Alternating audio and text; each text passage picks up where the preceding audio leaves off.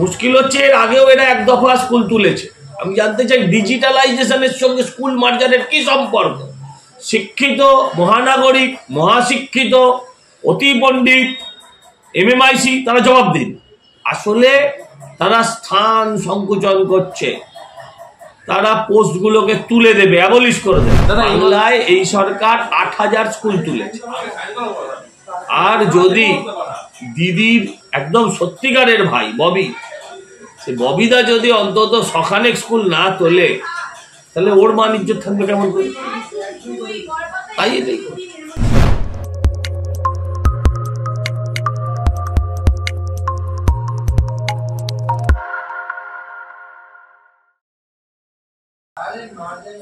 দাদা, আপনি একটা ফেসবুকে পোস্ট করেছেন, ৪৫টা স্কুলের নামের তালিকা দিয়েছেন যে স্কুলগুলো কলকাতা পৌরসভার অন্তর্গত বন্ধ করতে চলেছে মার্জারের নাম করে। বিষয়টা বিস্তারিত বলুন।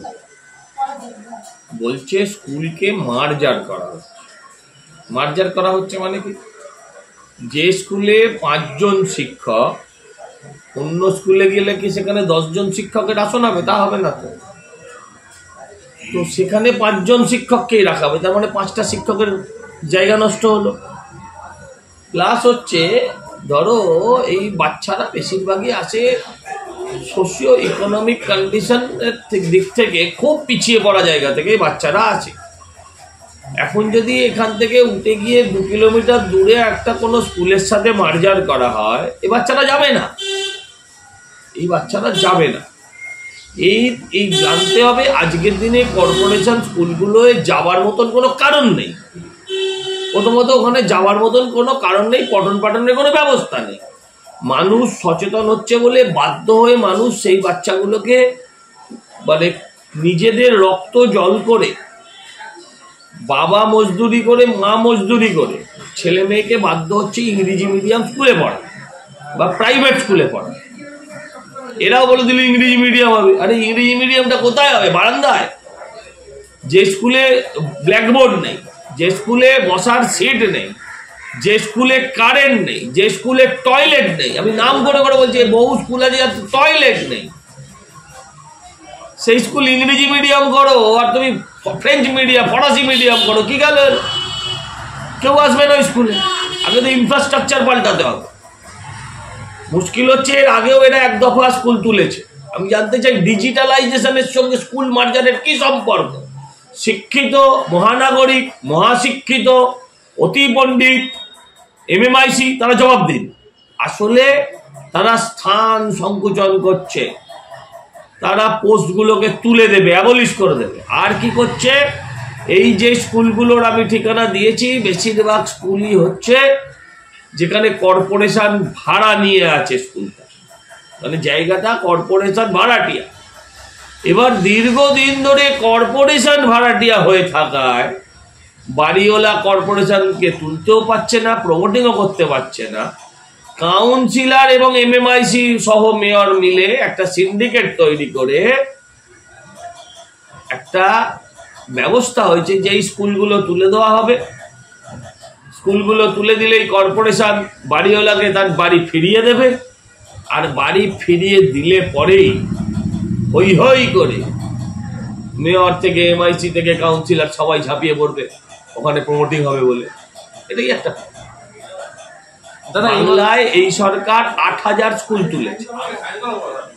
আর যদি দিদির একদম সত্যিকারের ভাই ববি, সে ববিদা যদি অন্তত শখানেক স্কুল না তোলে, তাহলে ওর মান ইজ্জত থাকবে কেমন করে? তাই এটাই।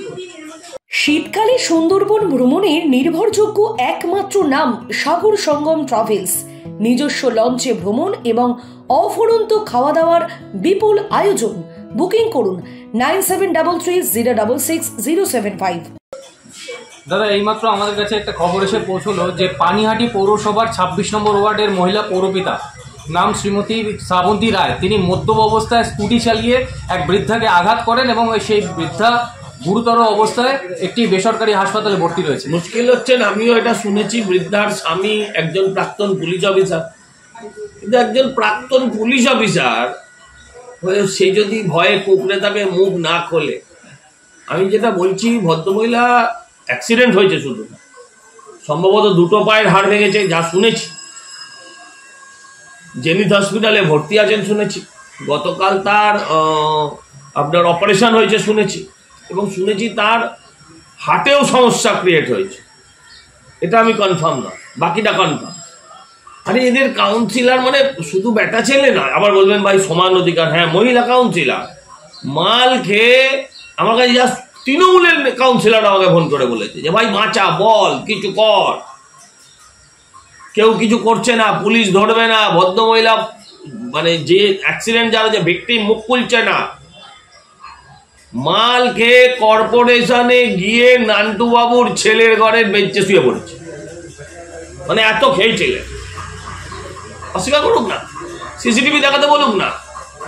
তারপর স্কুটি নিয়েছে, ধাক্কা মেরেছে নিজে। ওনাকে সবাই বারণ করেছিল স্কুটি চালিয়ে যাবেন, ওনাকে সবাই বারণ করেছিল স্কুটি চালিয়ে না যেতে, শোনেনি, স্কুটি চালিয়ে গেছে।